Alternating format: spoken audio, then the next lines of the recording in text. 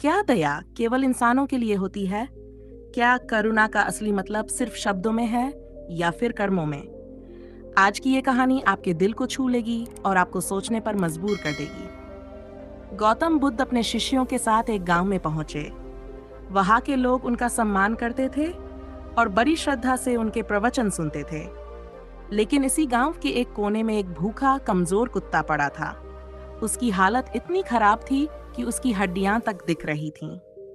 वह कांप रहा था, पर कोई उसकी ओर ध्यान नहीं दे रहा था। जब बुद्ध गांव में घूम रहे थे, तो उन्होंने उस कुत्ते को देखा। उनके चेहरे पर करुणा की झलक आई। उन्होंने अपने शिष्यों से पूछा, क्या तुमने इस कुत्ते को देखा? शिष्यों ने सिर झुका लिया। एक शिष्य बोला, भगवान, यह एक आवारा कुत्ता है। ये बहुत गंदा और बीमार है। गांव के लोग इसे पसंद नहीं करते, इसलिए कोई इसकी परवाह नहीं करता। बुद्ध मुस्कुराए और बोले, लेकिन यह भी तो एक जीव है, जिसे दर्द होता है, जिसे भूख लगती है। क्या यह करुणा का हकदार नहीं? दया की सच्ची परिभाषा।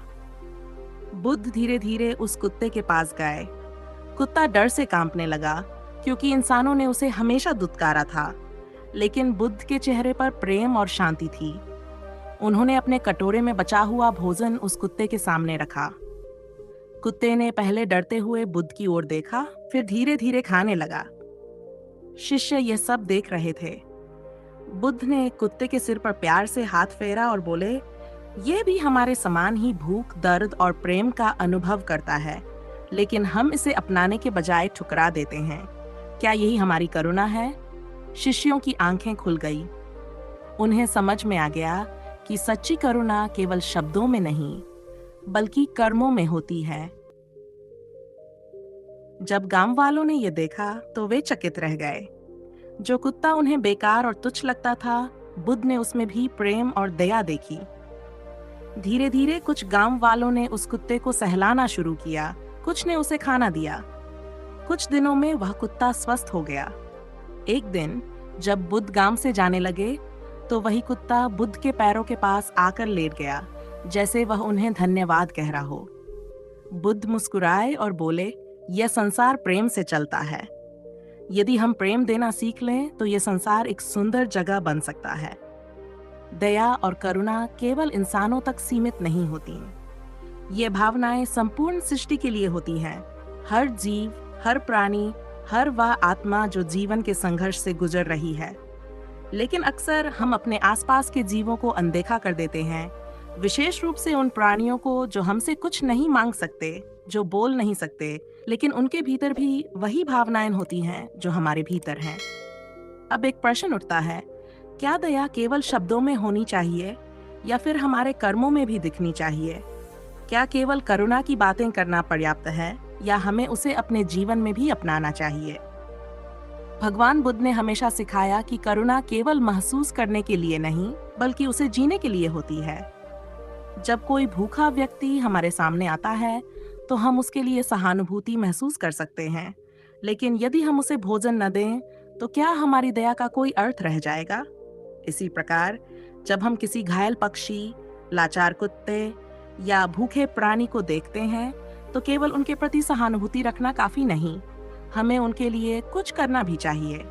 बुद्ध ने कहा था, अगर तुम दूसरों के लिए दीपक जलाओगे, तो वह प्रकाश तुम्हारे जीवन को भी रोशन करेगा। इसका अर्थ यह है कि जब हम करुणा का अभ्यास करते हैं, तब ये केवल सामने वाले की सहायता नहीं करता, बल्कि हमें भी भीतर से शुद्ध और आनंदित करता है।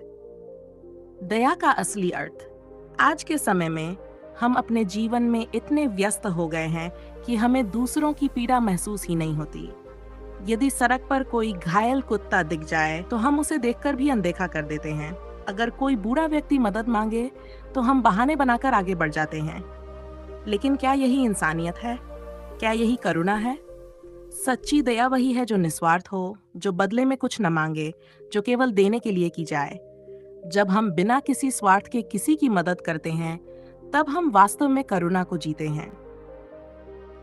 अगर हर व्यक्ति ये ठान ले कि वह रोज किसी न किसी के लिए कोई छोटा सा अच्छा काम करेगा, तो ये दुनिया कितनी सुंदर हो सकती है। हो सकता है कि आपके द्वारा दी गई छोटी सी मदद किसी के जीवन को पूरी तरह बदल दे। तो अगली बार जब आप किसी जरूरतमंद को देखें, चाहे वह इंसान हो या जानवर, तो सिर्फ सहानुभूति न रखें, बल्कि आगे बढ़कर उसकी मदद करें। यही असली दया है, यही करुणा का असली अर्थ है। इस कहानी से हमें ये सीखने को मिलता है कि दया सिर्फ उन्हीं के लिए नहीं होनी चाहिए जो हमारे अपने हैं। सच्ची दया वही है जो हर जीव के प्रति समान रूप से हो, फिर चाहे वह कोई इंसान हो या कोई जानवर। तो दोस्तों, अगर ये कहानी आपके दिल को छू गई हो, तो इसे अपने दोस्तों के साथ जरूर शेयर करें और कमेंट करके बताएं कि आपको क्या सीख मिली। और हाँ, चैनल को सब्सक्राइब करना न भूलें, क्योंकि हम आपके लिए ऐसी ही प्रेरणादायक कहानियां लाते रहेंगे।